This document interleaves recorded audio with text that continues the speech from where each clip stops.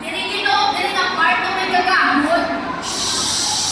5, 4, 3, 2, 1. O, say your name na day, everybody. Okay, ready na din sila mamatis ng story. Nantawan, wala no? Arao, kita nyo ng lalaki nag-wear siya sa coat na sari-sari sa color. Ang iya ng ngalan si Joseph. Si Joseph, 17-year-old siya. Ha? Siya ang pinaka-favorite na bata ni Jacob. Sino nga na sa tatay ni Joseph? Si Jacob. Ay, tungkol favorite sa mga bata ni Jacob, hintagaan siya ni Jacob sa namimigin na coat na may nailain na color. May red, may green, may yellow, magin. Nagpagkita sa kanya mga ukot na lalaki. Naisabi sila kay Joseph. Diba nila, ay, si Joseph yung paborito na sa'yo ni tatay, ha? Sabi ka, kitaya ka, wala kitaya ka, siya yung minaminami, siya yung mga coat, ha? Kag si Joseph pagin, nagsugit siya sa iya nga, ganggo, naghambas na, mga utod ko, mamati ka mo pala, nagdanggo ako. Nagapangani kita, habang ato na mga ginani, nabukos sila. Pero ang ako na ginani, nagtindugin sa tunga. Araw na tawa yung ani ni Joseph pala, nagtindug siya sa tunga. Kaya ninyo, mga inani, nagbalibot sa akong mga ginani, kag nagano sila? Nagano? Nagbaw sila. Pagkapatisan niya ako, Joseph, ano kayo mo, Joseph, yaman? Ang amon mo si ganon nga kami, galing magbaw pa kami sa inyo.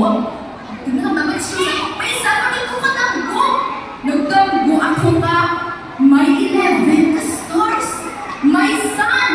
Hag ang moon pagin, nagbaw sila sa ako. Pagkapatisan niya mga family, bisan si tatay niya, Jacob, nagsaway saya. Ito to, Joseph.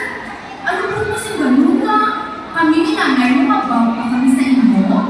Pero si Jacob mismo, kapanundong siya, ano ay hanap mo si ganon sa ni Joseph ma, sa iyang alambungan. Ang sunod, ginawag ni Jacob si Joseph. Tuto Joseph, dali ba nanay, may subok ko sino. Tumod mapisan si Joseph, nagpalapit siya kay tatay niya, ano to tay? Bagay ni Joseph, ni Jacob, kay Joseph, patuloy mo na yan inyo mga utod. Kamusta? Hato sila? Natawa sila kung kamusta nila pagpahala sa ating mga kasapatan.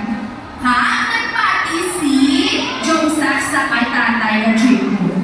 Ako na patulong si Joseph, gawin-wave pa sa iya mga utod sa matang lalim siya. Di mo iya mga utod na pala. Ay, tama si Joseph, parang si Joseph. Aba na pala ng buta utod. Natawa niyo. Ano yung matago sa iyo ng bukong patyong sa? Wow! Good na or bad? Nagkaplano sila nga patyong si Joseph. Good or bad? Ba't hindi na yaman namin na mamatay ikaw? Iskan magplano ka lang sa pagpatay, hindi na yan good yan. Pagkapatid sa ilang pinakamagulang pa si Ruben. Sino nga lang sa pinakamagulang? Si Ruben. Nagkaba si Ruben na hindi na lang papatyong si Joseph, hindi yung papagiha ang tubog sa inyong kamot. Ihulog na lang siya sa rin. Ang kabalo sila. Ihulog sa bubon. Empty siya ka bubon mo. Sing ganon, wala ulog, wala tubig.